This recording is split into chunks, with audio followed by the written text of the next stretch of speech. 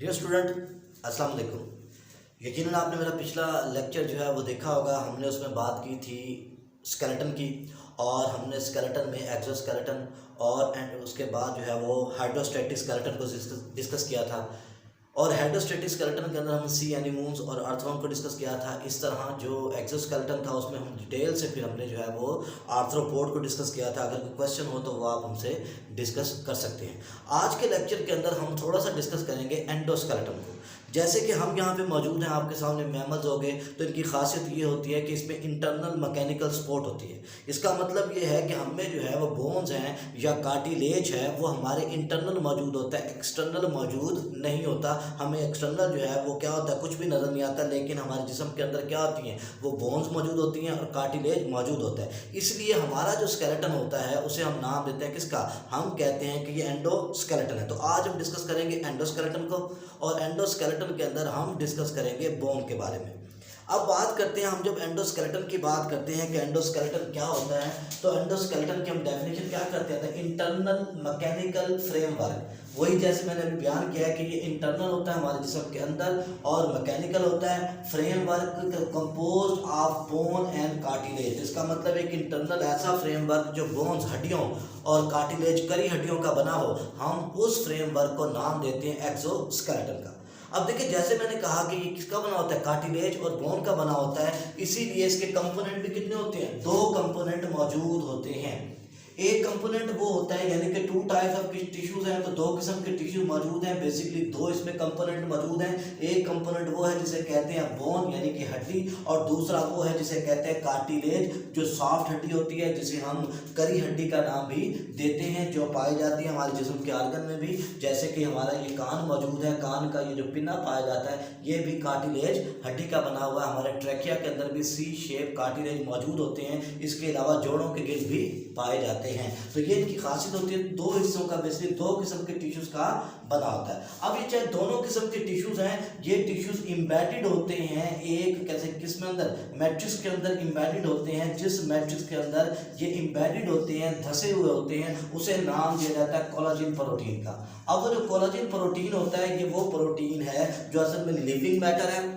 इसी के अंदर क्या होते हैं, बोन सेल्स और कार्टिलेज सेल्स मौजूद होते हैं, और यही बोन सेल्स और कार्टिलेज सेल्स आगे जाके कार्टिलेज और बोन बनाते हैं। इसका मतलब चाहे कार्टिलेज हो चाहे बोन हो, वो एक लिविंग मैट्रिक्स के अंदर क्या होते हैं, एम्बेडेड होते हैं, जिसे कोलाजन का नाम दिया जाता है।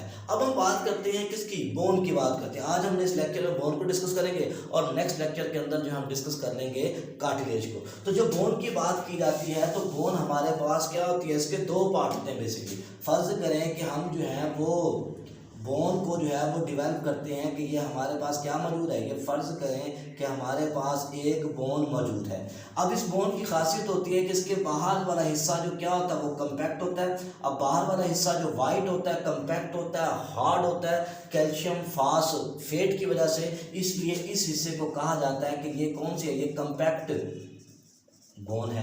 ठीक है, वो कम्पैक्ट बोन इसके अंदर मौजूद है। अंदर वाला जो हिस्सा इसके मौजूद होता है, वो हिस्सा क्या होता है, वो हिस्सा इसका पोरियस होता है। क्या होता है, इसका हिस्सा पोरियस मौजूद होता है। जो अंदर वाला हिस्सा होता है उसमें बहुत सारे क्या होते हैं, पोर्स मौजूद होते हैं। इसके अलावा वो लाइट होता है, थोड़ा सा रेड इसलिए होता है क्योंकि उसमें ब्लड वेसल्स मौजूद होती हैं। तो हम उसे कहते हैं कि ये कौन सा है, ये स्पॉन्जी बोन है। तो इसका मतलब बोन के बेसिकली दो हिस्से हैं, एक आउटर पूरे का पूरा फैला होता है जो बाहर की तरफ, जो क्या होता है, हार्ड होता है। असल में ये हार्ड क्यों होता है, क्योंकि ये कैल्केरियस सेल से बना होता है, यानी कि जिसे हम ऑस्टियोब्लास्ट कहते हैं, उनसे बना होता है। और उस ऑस्टियोब्लास्ट के अंदर फिर कैल्शियम फास्फेट मज़ीद ऐड हो जाता है। जब उसमें कैल्शियम फास्फेट मज़ीद ऐड हो जाता है तो वो बहुत ज़्यादा हार्ड हो जाता है, उसे कम्पैक्ट कहते हैं। अंदर वाला हिस्सा क्योंकि पोरियस होता है, उसके अंदर क्या होती हैं, ब्लड वेसल्स होती हैं, साथ उसमें क्या होता है, लाइट होता है, तो हम उसे स्पॉन्जी बोन का नाम देते हैं। अब इसी स्पॉन्जी बोन के दरमियान में कैविटी होती है। इस कैविटी के अंदर मौजूद होता है इसका बोन मैरो,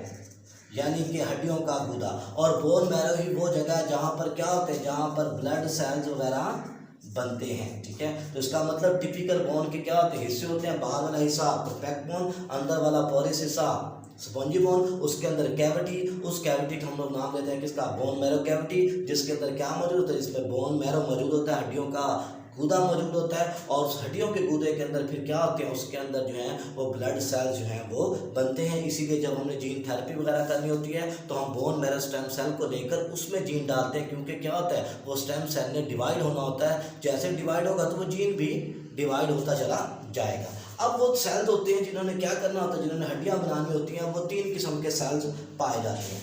3 किस्म के ब्लड सेल्स होते हैं, बोन सेल्स होते हैं, जो क्या करते हैं, जो हड्डियाँ बनाने में अहम रोल अदा करते हैं। पहला जो मौजूद होता है हम इसे कहते हैं ये ऑस्टियोब्लास्ट। अब इसे ऑस्टियोब्लास्ट क्यों कहते हैं, क्योंकि इनका काम होता है डिजॉल्व करना। ये असल में क्या करते हैं, कार्टिलेज को डिजॉल्व करते हैं, मैट्रिक्स के अंदर जो कार्टिलेज होता है उसे डिजॉल्व करते हैं, ठीक है। इनका काम होता है, कैलकेरियस होते हैं, ये डिजॉल्विंग सेल्स भी होते हैं, यानी कि ये डिजॉल्विंग सेल किस पॉइंट ऑफ व्यू से है, क्योंकि इन्होंने रिप्लेस करना होता है कार्टिलेज को। तो कार्टिलेज को जो रिप्लेस करते हैं, जो कैलकेरियस होते हैं, हम लोग उसे कहते हैं कि ये कौन से, ये ऑस्टियोब्लास्ट है। दूसरे मौजूद होते हैं जिसे कहते हैं ऑस्टियोसाइट्स। ऑस्टियोसाइट की ये डायग्राम बनाइए, देखें मोनोन्यूक्लिएट मौजूद है। ये वो सेल्स होते हैं जो मैच्योर हो जाते हैं, यानी कि जब ये सेल बन जाएंगे तो इसका मतलब अब बोन जो है वो अपनी ग्रोथ को, अपनी जो है वो क्वालिटीज़ को पूरा कर चुकी है। तो हम इसे कहेंगे कि ये क्या है, ये ऑस्टियोसाइट्स है। तो ऑस्टियोक्लास्ट कैलकेरियस, ठीक है ना, calcareous bone forming cells are called as osteo, ठीक है ना, ब्लास्ट। फिर उसके बाद आता है हमारे पास ऑस्टियोसाइट्स। ऑस्टियोसाइट्स वो सेल्स होते हैं जो असल में क्या होते हैं, जो असल में वो सेल्स हैं जिन्होंने क्या करना, जो मैच्योर बोन सेल मौजूद होते हैं, तो उसे कहा जाता है कि ये क्या है, ये ऑस्टियोसाइट्स है। तीसरे मौजूद होते हैं ऑस्टियोक्लास्ट। ये देखें, ये जो है कि मल्टी न्यूक्लिएट होते हैं। ये असल में क्या होते हैं, ये रीमोल्ड करते हैं, यानी कि इनका काम रीमोल्ड करना, शेप देना बोन को। इसलिए हम इन्हें कहते हैं कि बेसिकली जब क्या होता है, ऑस्टियोब्लास्ट क्या करते हैं, वो कार्टिलेज को रिप्लेस कर देते हैं, तो वो थोड़े से क्या होते हैं, इरेगुलर शेप के होते हैं। उन्हें शेप में लाने के लिए फिर क्या होता है, बोन डिजॉल्विंग सेल्स आते हैं, और ये बोन डिजॉल्विंग सेल जो है कौन से होते हैं, ये ऑस्टियोक्लास्ट होते हैं। तो 3 किस्म के सेल्स मौजूद होते हैं। अब जरा तवज्जो दीजिएगा, हम आपको डिस्कस कराएंगे कि असल में ये जो बोन होती है ये बनती कैसे है, कौन से स्टेप इसके अंदर आते हैं और कैसे आते हैं। थोड़ी सी तवज्जो दीजिएगा ताकि आपको थोड़ा सा आइडिया हो जाए कि असल में बोन बनती कैसे है। होता ये है कि जैसे हमने इस डायग्राम को समझाने के लिए आपको ये इस तरह की हमने एक टेबल बनाई।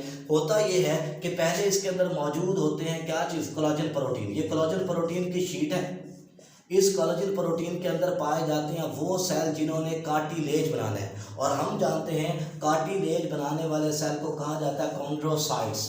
तो इसका मतलब ये है कि जब, ठीक है ना, कोलाजन खारिज होता है तो पहले उसके साथ क्या होता है, कॉन्ड्रोसाइट्स मौजूद होते हैं जो कैविटीज़ के अंदर पाए जाते हैं। ये कॉन्ड्रोसाइट जो है इन्होंने कार्टिलेज बनाना होता है। फिर उसके बाद आहिस्ता आहिस्ता क्या होते हैं, दूसरे सेल आते हैं जिसे हम नाम देते हैं किसका, ऑस्टियोक्लास्ट का।